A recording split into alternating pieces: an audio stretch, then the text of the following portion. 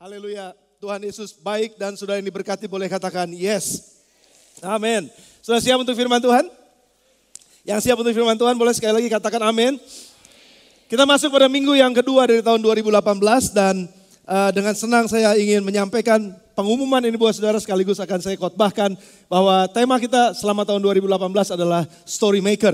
Dan sengaja di minggu yang kedua ini saya sampaikan supaya kita semua bisa bergerak ke arah yang sama.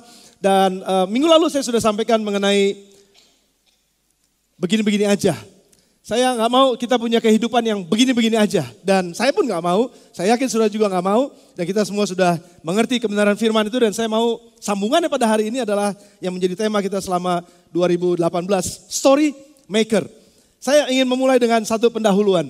Life is a journey. Selalu saya sampaikan ini ada satu bagian dari nilai kita di dalam gereja ini. Tetapi di sisi lain, life is a story. Kehidupan itu juga adalah sebuah cerita, saudara. Nah, bagaimana cerita kehidupan kita?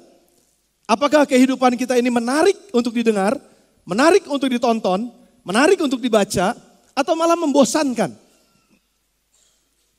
Kalau kita umpamakan kehidupan kita seperti sebuah film, saudara akan nonton film itu berulang-ulang atau saudara akan bilang ini, sekali aja gue udah bosen. Atau saudara akan menceritakan cerita mengenai film yang saudara tontonin kepada orang lain atau enggak, itu tergantung dari membosankan atau enggak itu film. Bagus apa enggak itu film. Dan di dalam sebuah film atau di dalam sebuah cerita dalam buku, tergantung bagaimana ceritanya. Orang mau membaca atau enggak, orang mau dengar atau enggak, orang mau nonton atau enggak. Dan siapa pemeran utama di dalamnya, saudara, itu juga penting. Ada banyak orang yang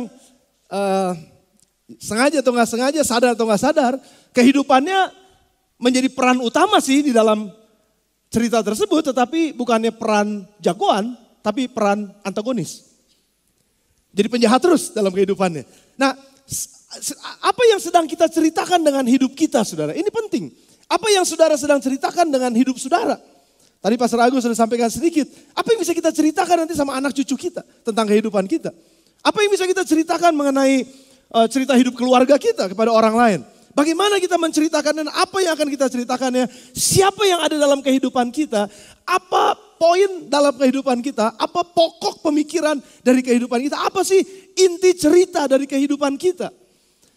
Nah, kemungkinannya saudara, apa yang sedang kita ceritakan itu adalah cerita tentang diri sendiri.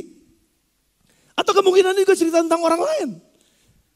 Ada orang yang hidup bukan menghidupi kehidupannya, menghidupi kehidupan orang lain. Mau jadi kayak orang lain, berpikir mau jadi kayak orang lain, mau berhasil seperti orang lain, mau punya gaya seperti orang lain. Dan akhirnya gak menghidupi kehidupannya sendiri, saudara. Nah, apa yang kita ceritakan tentang kehidupan kita mengenai siapa? Mengenai Tuhan atau mengenai diri kita sendiri? Atau mengenai orang lain? Atau mengenai Tuhan dan diri saya? Apa yang bisa saya ceritakan dalam kehidupan? Ini menjadi poin pemikiran kita sepanjang 1 tahun ke depan. Dan saudara akan dengar banyak kata-kata mengenai story maker. Saudara pasti akan sering dengar mengenai story maker. Nah, Paulus, saudara, Galatia 2 ayat yang ke-20 katakan bahwa dia memutuskan bahwa hidupku bukannya aku lagi, tetapi Kristus yang hidup di dalamku. Jadi bukannya aku yang ngontrol semuanya. Bukan aku yang hanya merencanakan sendiri. Enggak, bukan aku yang mengendalikan hidupku, tetapi Kristus yang mengendalikan hidupku. Yesus yang ada dalam pikiranku. Yesus yang aku lakukan dalam hidupanku. Yesus yang aku katakan dalam hidupanku. Yesus yang aku ceritakan dalam kehidupanku. Paulus katakan, hidupku bukannya aku lagi. Nah, pertanyaannya adalah, siapa yang mengendarai kehidupan kita? Cerita siapa yang sedang kita ceritakan dalam kehidupan kita? Paulus memutuskan bahwa hidupku bukan aku lagi, aku akan ceritakan tentang Yesus. Nah, saudara, Rick Warren pernah mengatakan dalam satu quote yang sangat terkenal, tanpa Tuhan, hidup tidak memiliki tujuan. Dan tanpa tujuan, hidup tidak memiliki arti. Coba saudara pikirkan, renungkan ini. Tanpa Tuhan, hidup tidak punya tujuan.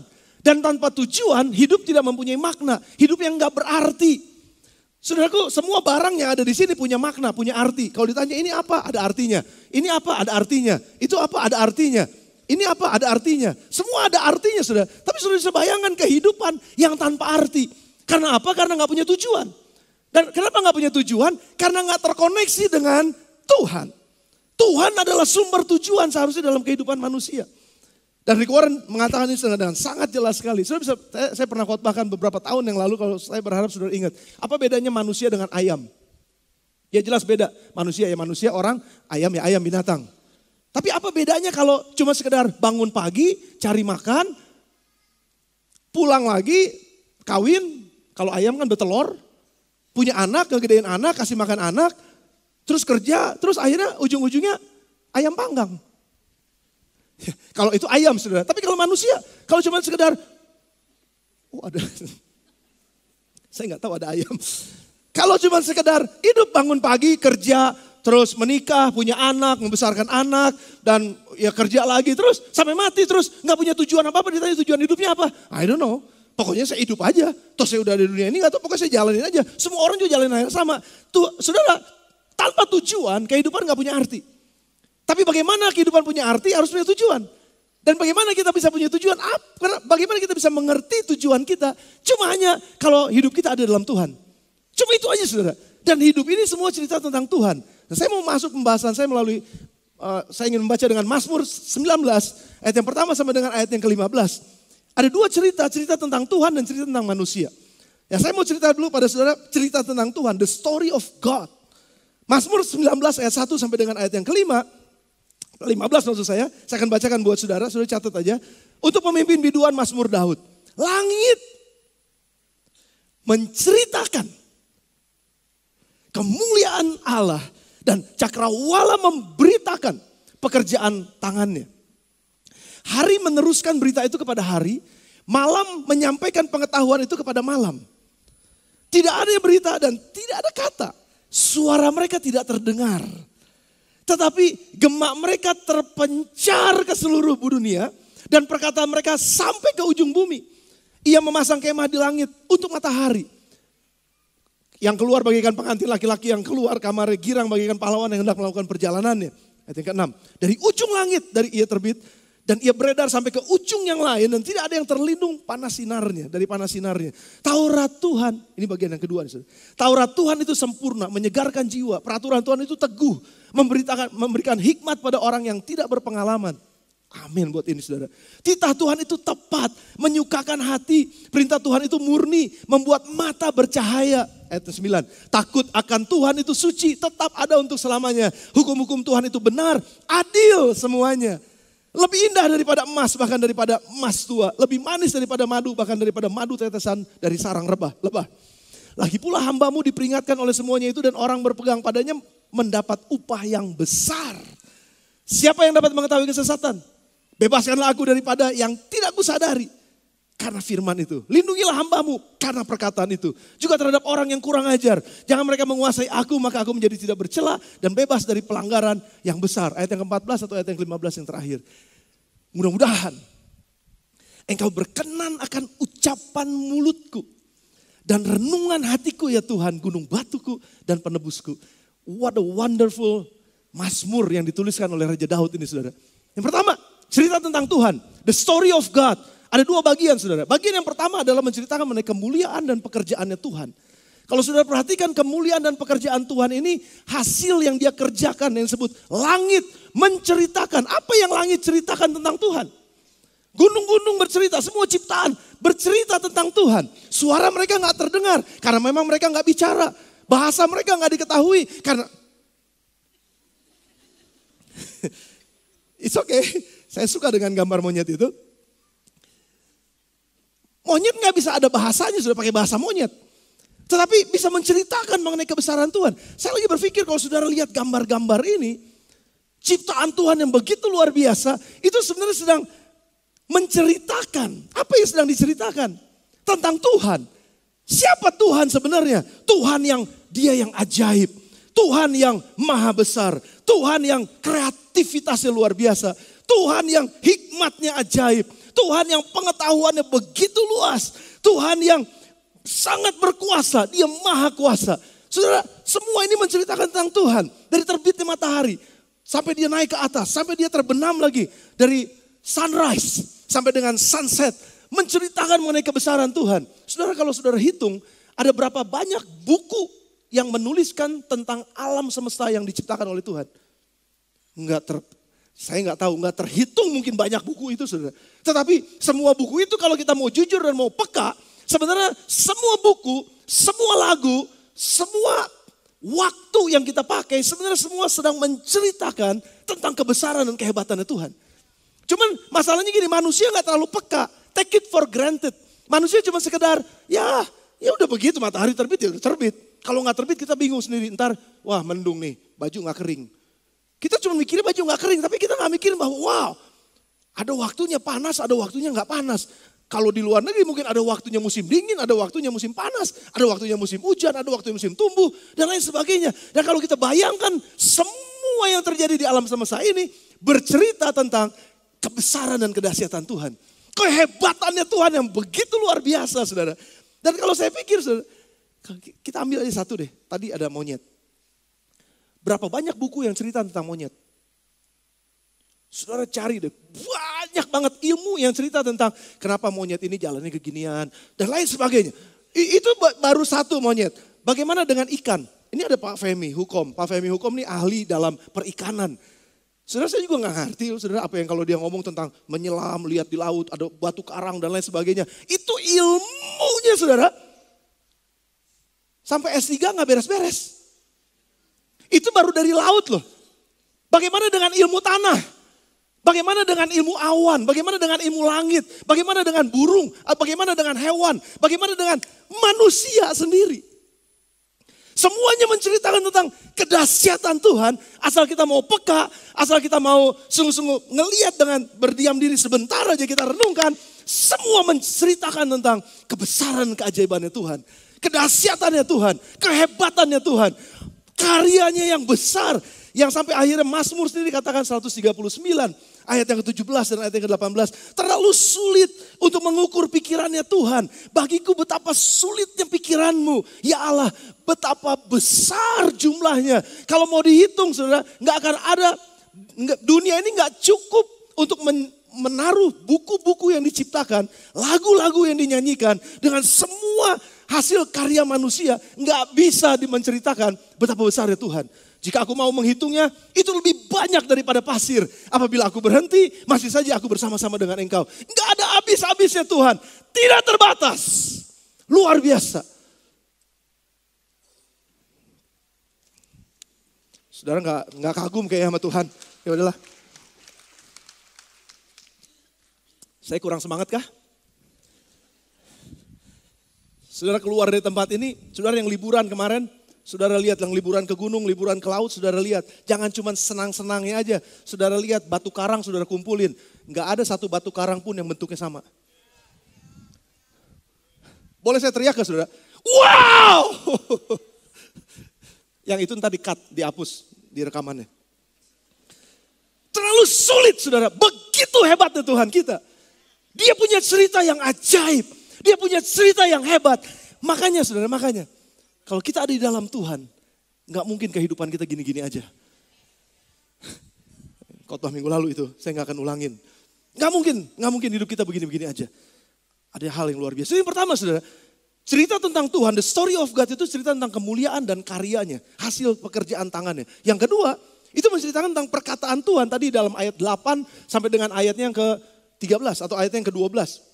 Di situ katakan ada Taurat Tuhan, ada firman Tuhan, ada titah Tuhan, ada perintah Tuhan. Di situ ada takut akan Tuhan. Ini semua bicara mengenai firmannya saudara atau perkataannya Tuhan. Dengan kata lain, kalau yang pertama tadi story of God bercerita tentang karyanya Tuhan.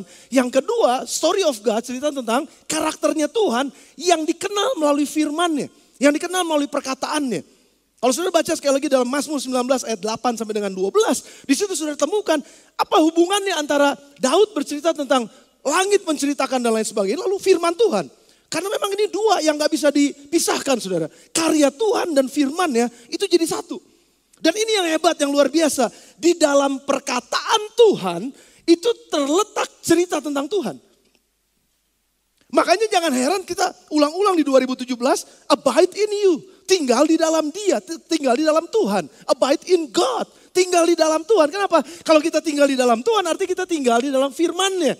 Dan kalau kita tinggal di dalam firman-Nya, artinya semua yang dia katakan, semua yang dia firmankan, janjinya itu ya buat kita.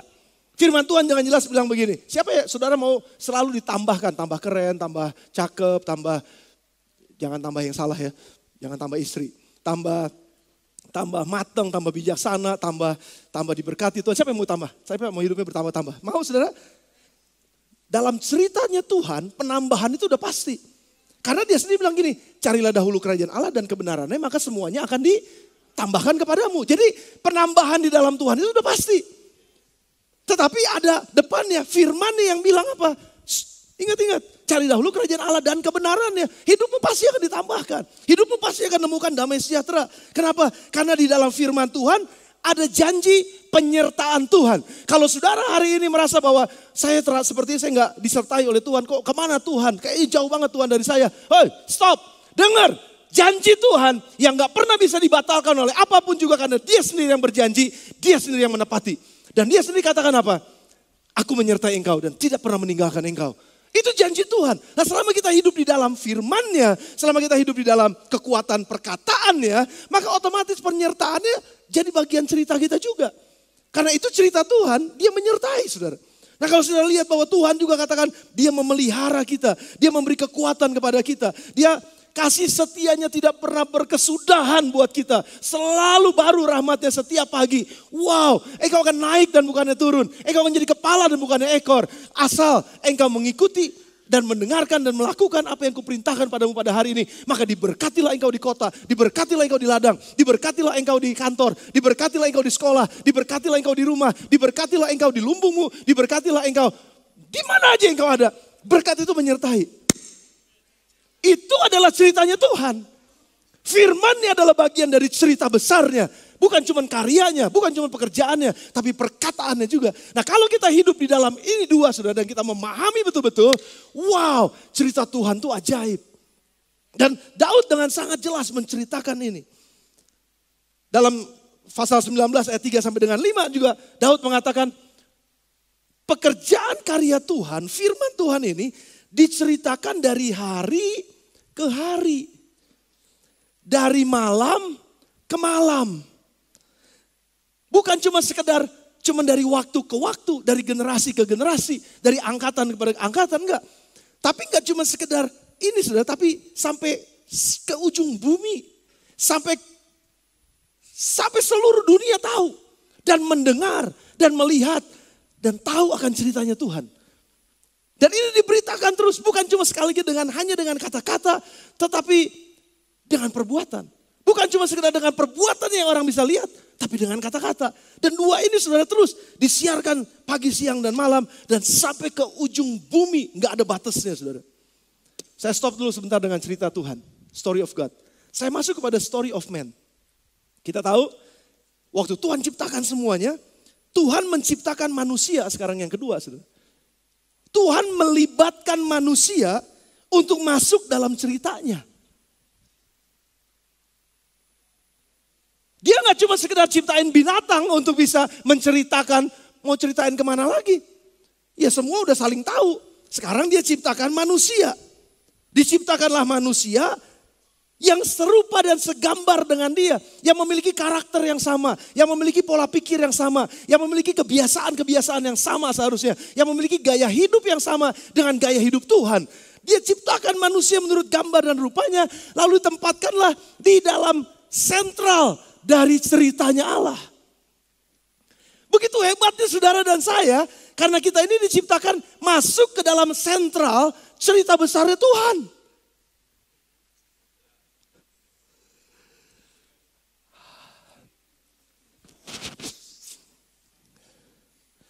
Saya gak habis pikir saudara. Kalau kita ngerti kebesaran Tuhan dalam karya dan perkataannya. Dan kita dilibatkan di dalamnya dan menjadi bagian sentral dari cerita besar tersebut. Bagaimana besarnya cerita kehidupan kita. Wow. Toel teman sebelah saudara. Kamu kagum ya sama firman Tuhan ya. Kagum banget sampai saudara diem kayak begini. Dan kayak saudara gak bereaksi apa-apa karena saudara kaget dengan ini. Hei, kita ada di sentral.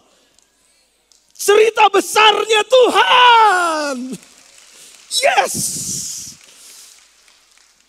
Makanya Allah melibatkan manusia dalam ceritanya supaya apa? Supaya manusia menurut gambar dan rupanya dia juga ini bisa berkarya seperti Tuhan berkarya, bisa berkreasi seperti Tuhan berkreasi, bisa mencipta seperti Tuhan mencipta, walaupun kita bukan Tuhan.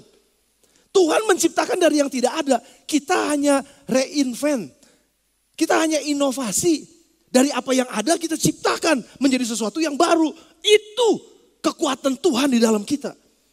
Dan kita manusia ditaruh di tengah-tengah cerita itu untuk berkarya, untuk menceritakan kebesaran Tuhan melalui karya hidup kita, melalui pekerjaan hidup kita, melalui apa yang saya lakukan dan saudara lakukan, melalui apa aja yang kita lakukan dan kerjakan. Tuhan taruh kita di situ. Dan yang kedua saudara, bukan cuma itu, Tuhan memberikan kepada kita hikmat, nggak sama seperti monyet tadi, nggak sama seperti ikan. Dia berikan kita hikmat, pemahaman, pengertian mengenai purpose, mengenai tujuan. Kenapa saya hidup?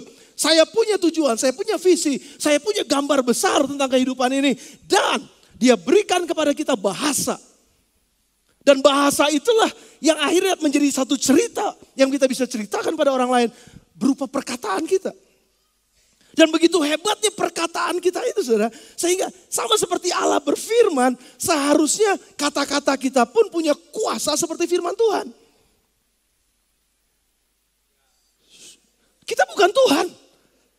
Tapi setiap perkataan kita has a power seperti firman Tuhan yang berkuasa. Punya kuasa seperti firman Tuhan yang berkuasa. Makanya kenapa Tuhan bilang begini sama Petrus. Apa yang kau ikat di bumi terikat di sorga. Apa yang kau lepaskan di bumi terlepas di sorga. Dengan perkataanmu, waktu engkau ikat kuasa kegelapan diikat. Waktu engkau lepaskan orang dari keterikatan, orang dilepaskan. Karena kuasa perkataanmu. Dan apa yang kau katakan akan jadi sesuai dengan imanmu. Kata-kata kita punya kuasa saudara. Dan oleh sebab itu Tuhan tempatkan kita manusia dalam gambar dan rupa Tuhan yang serupa dan segambar dengan Tuhan. Dimasukkan ke dalam sentral dari cerita besar Tuhan. Supaya kita juga bisa dengan karya kita, dengan perkataan kita menceritakan tentang kebesaran Tuhan. Karena kita ada di dalam sentral dari cerita Tuhan. Kita gak sedang menceritakan diri kita sendiri. Kita gak sedang menceritakan cuma masalah gereja kita sendiri. No, gereja kita dipanggil oleh Tuhan untuk menceritakan karya Tuhan yang besar dan perkataan Tuhan yang besar yang terjadi dalam kehidupan kita sebagai gereja Tuhan di tempat ini. This is what we are going to do. Selama tahun 2018, kita akan bangun cerita. Kita akan membangun sebuah cerita, membuat sebuah cerita mengenai Tuhan, bukan mengenai diri kita sendiri. Dan kita mau ada di dalamnya. Cuman kita tahu saudara bahwa manusia itu memilih jalan ceritanya yang lain. Ada menolak untuk ikut terus di dalam ceritanya Tuhan. Hawa menolak dan mereka berdua akhirnya membuat cerita mereka sendiri. Mereka gak mau lagi dengar perkataan Tuhan. Wah, mereka bisa melihat pekerjaan Tuhan yang besar. Mereka juga masih bisa melakukan karya-karya yang besar dalam kehidupan mereka. Tetapi pada akhirnya gak ada kuasa Tuhan, gak ada kuasa perkataan Tuhan hidup di dalam mereka karena mereka terpisah dengan Tuhan. Dan waktu mereka terpisah dengan Tuhan, pada akhirnya perkataan mereka juga mati. Nggak punya kuasa. Saudara tahu waktu Menara Babel dibangun. Menara Babel dibangun itu sebuah karya yang luar biasa. Nggak ada semen. Nggak tahu nempelnya pakai apa. Kalau saudara pergi ke Borobudur, Candi Borobudur, itu kan nggak pakai semen. Pakai apa? Saya nggak tahu. Katanya sih pakai ada bahan-bahan dan lain sebagainya. Tapi belum ada semen Cibinong 3 roda, Holcim apalagi.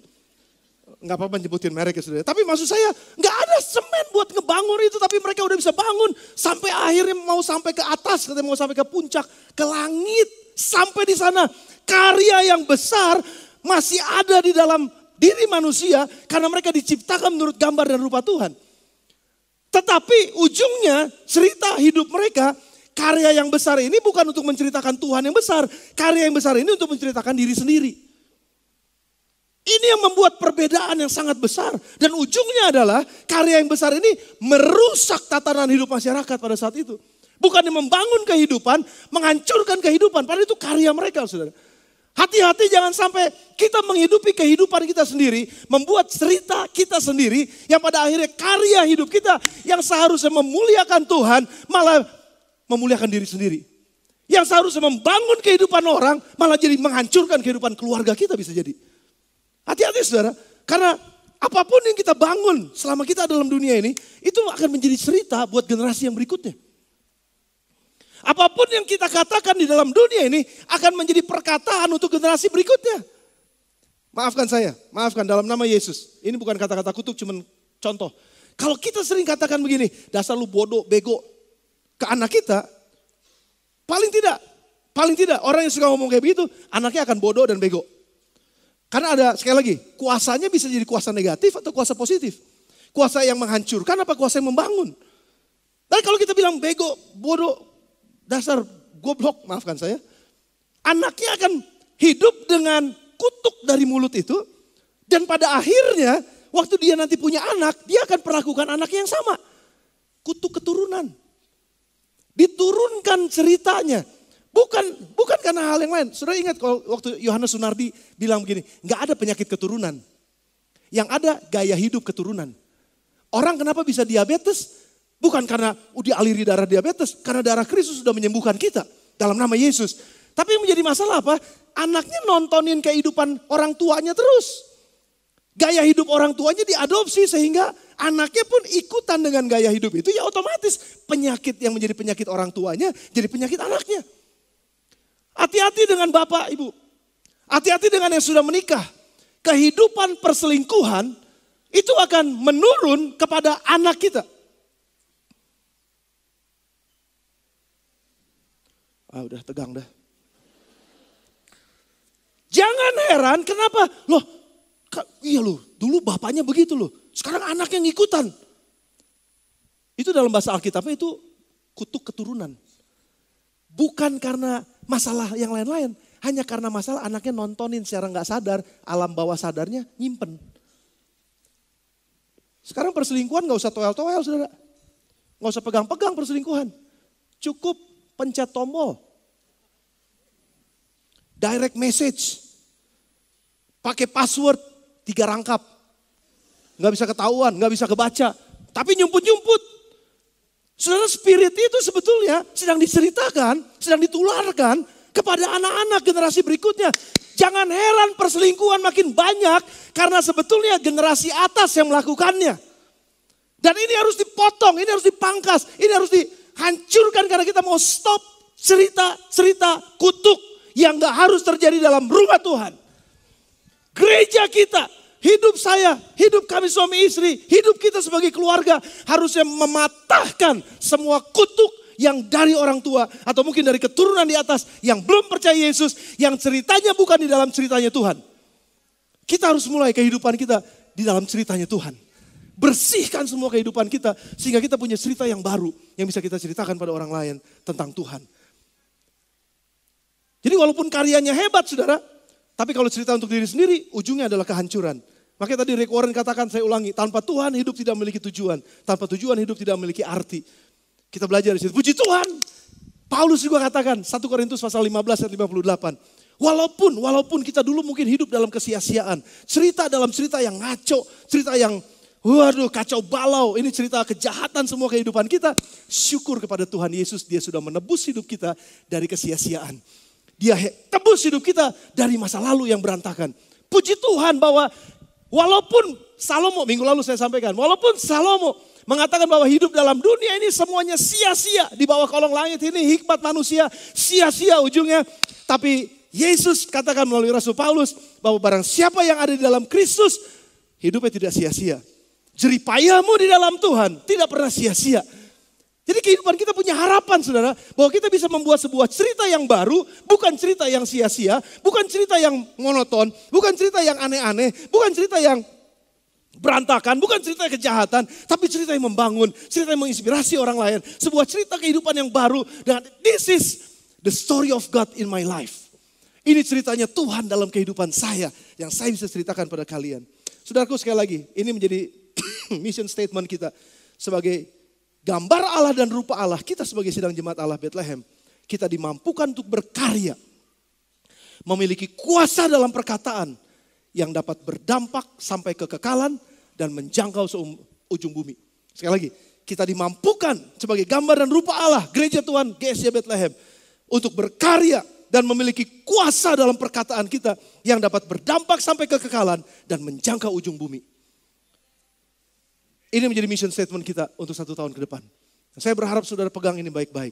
Nah, saya ingin contohkan kepada saudara bagaimana kalau cerita manusia itu sinkron dengan ceritanya Tuhan, the story of man itu sinkron dengan the story of God, itu dampaknya panjang karena dari hari disampaikan pada hari, dari malam disampaikan kepada malam, dari satu generasi pada generasi berikutnya, dari satu angkatan pada angkatan berikutnya, sampai ke ujung bumi. Dan ini terjadi dalam sejarah hidup manusia yang terkoneksi dengan ceritanya Tuhan. Kalau saudara ingat namanya John Wesley.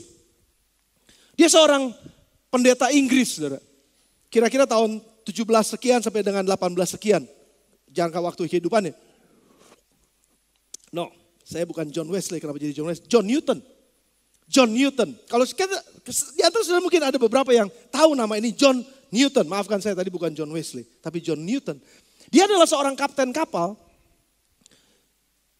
yang memimpin sebuah perdagangan budak sebetulnya. Jadi kapal dia itu dibawa untuk membawa budak-budak, khususnya orang-orang hitam pada zamannya, menjadi budak yang diperjualbelikan. Dan sebenarnya dari kecil John Newton ini udah percaya kepada Yesus. Mamahnya tuh rajin ngajarin dia pelajaran Alkitab, nilai-nilai kekristenan. Tetapi semenjak dia remaja terus sampai dengan dewasa, dia bergaul dengan orang-orang yang salah dan akhirnya karena dia bergaul dengan anak kapal dan lain sebagainya. Akhirnya kehidupannya menjadi kehidupan yang bebas sekali dan akhirnya dia menjadi kapten kapal. Dia naik posisinya kerja di kapal, akhirnya naik posisi jadi kapten kapal. Dan pendek cerita saudara, akhirnya dia mengalami tekanan kehidupan yang kayaknya nggak punya jawaban. Hidupnya kok sepertinya begini-begini aja gitu. Kehidupannya kok kayaknya nggak pernah berubah. Kok kayaknya makin lama makin berat. Makin lama kok makin jauh kayaknya dari harapan. Dan akhirnya suatu saat dia mengalami seperti karam kapal saudara. Dan hampir mati. Dan di tengah-tengah keadaan seperti itu, dalam putus asa, dalam keadaan takut mati, dia ingat kepada Tuhan. Dan dia katakan, Tuhan selamatkan saya. Tuhan tolong saya, selamatkan saya. Pendek cerita dia lepas dari kematian dan dia diselamatkan. Dan waktu dia diselamatkan akhirnya dia, sekali lagi pendek cerita, dia menjadi pendeta dan dia ciptakan sebuah lagu yang saudara semua kita nyanyikan. Sampai dengan hari ini, dari tahun 18 sekian saudara. Amazing grace, how sweet the sound that save. Orang celaka nih kayak saya nih. Like me katanya. Dan dia mengucap syukur buat anugerah Tuhan yang begitu manis kedengarannya. Oh saya mengucap syukur buat kasih Tuhan yang luar biasa. I once was lost. Dulu saya memang terhilang katanya. Tapi sekarang saya udah ditemukan kembali. Dulu saya buta. Tapi sekarang saya melihat.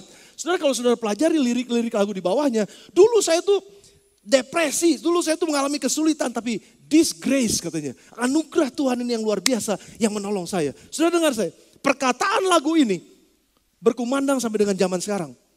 Dan mempengaruhi kehidupan banyak orang. Tapi bukan cuma itu saudara. Tadi sekali lagi. Karya dan firman Tuhan diperdengarkan dari hari kepada hari. Malam kepada malam.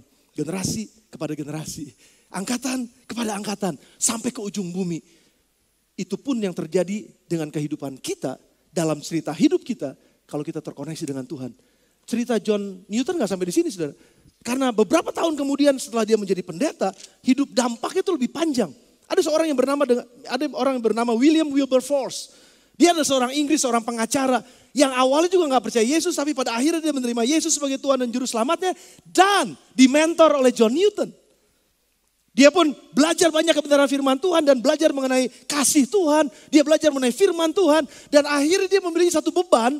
Saya harus mengerjakan sebuah karya membebaskan perbudakan dari tanah Inggris. Saya harus lakukan ini apapun resikonya. Saya harus berhasil untuk membebaskan orang-orang yang disebut sebagai budak di tanah Inggris. Itu kejadiannya tahun 1833 saudara. Nah pada saat itu juga pendek cerita sekali lagi. Deklarasi dilakukan oleh William Wilberforce. Dan akhirnya menghapuskan perbudakan kulit hitam. Khususnya di Inggris tahun 1833. Dan ada perkataan William Wilberforce. Akhirnya dia menjadi seorang hamba Tuhan. Dan perkataannya ini terkenal saudara. 4 hal yang harus kita lakukan dengan firman Tuhan. Pertama, aku itu sebagai firman Tuhan. Kedua, simpan dalam hati dan pikiran kita. Yang ketiga, tunduk kepada firman itu. Dan yang keempat, kirimkan itu kepada dunia. Apa yang dimaksud dengan kirimkan kepada dunia? Ternyata perkataan itu saudara, itu betul-betul dibawa. Firman Tuhan itu terus bekerja melalui setiap apa yang dia katakan dan sampaikan. Firman itu terus bekerja kepada generasi lepas generasi. Sampai pada akhirnya kira-kira 100 tahun kemudian di Amerika ada seorang yang terpanggil dengan kuat karena inspirasi dari William Wilberforce yang namanya Martin Luther King Jr.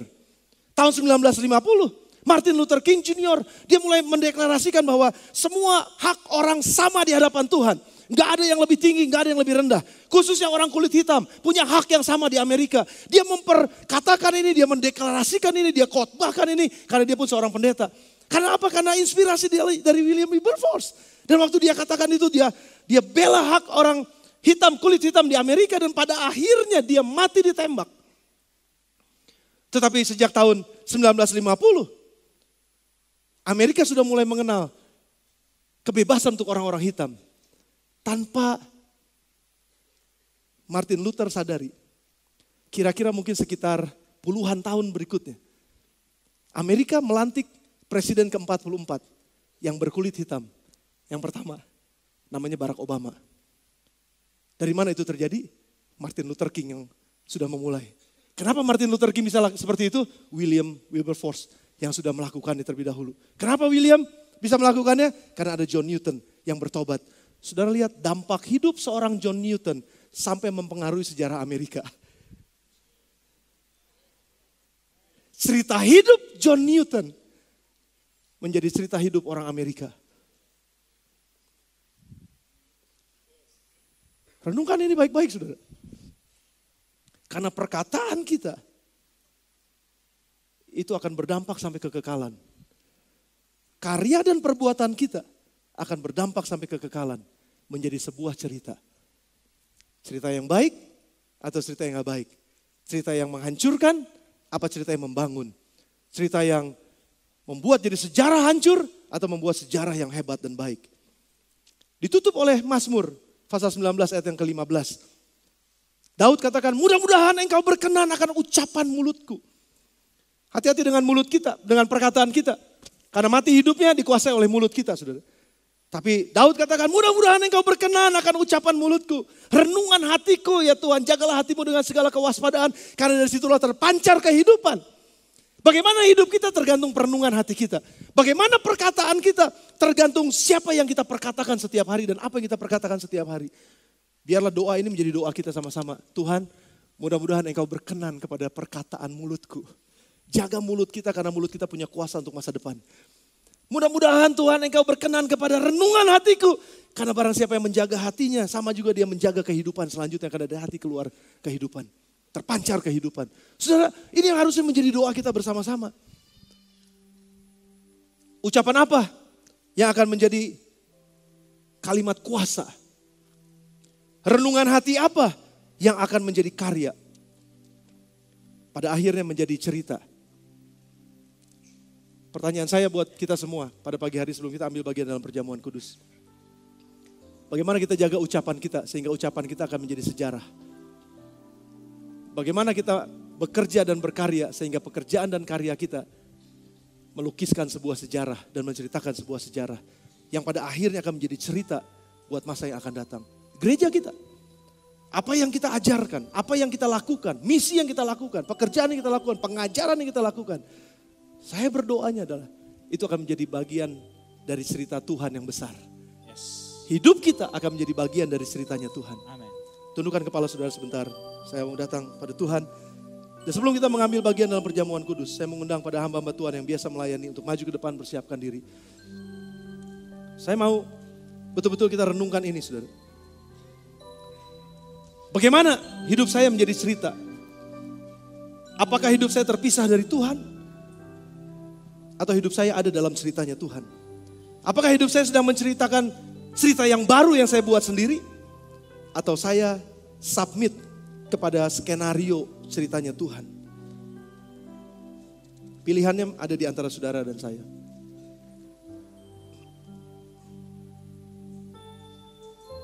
Mudah-mudahan engkau berkenan akan ucapan mulutku. Karena ucapan mulut ini harus menceritakan tentang Tuhan.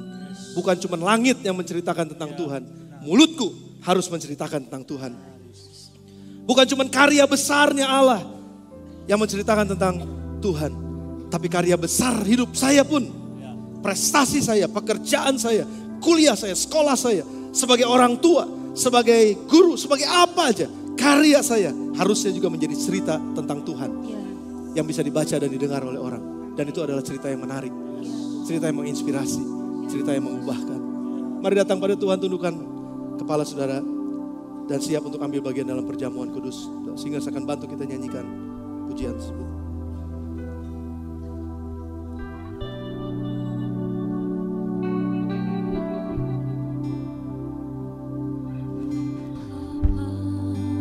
Terima kasih Tuhan.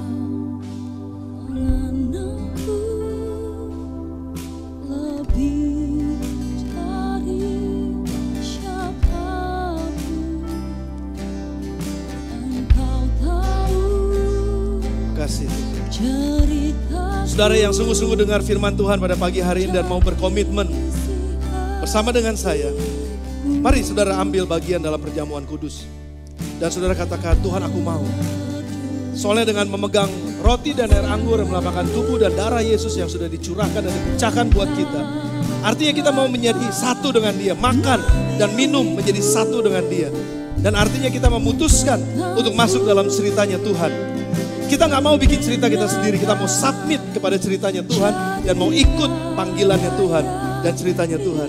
Kalau saudara mau seperti ini, silakan ambil bagian dalam perjamuan kudus dan nanti hamba-hamba Tuhan akan bagikan buat saudara. Silakan, singer sekan tolong kita.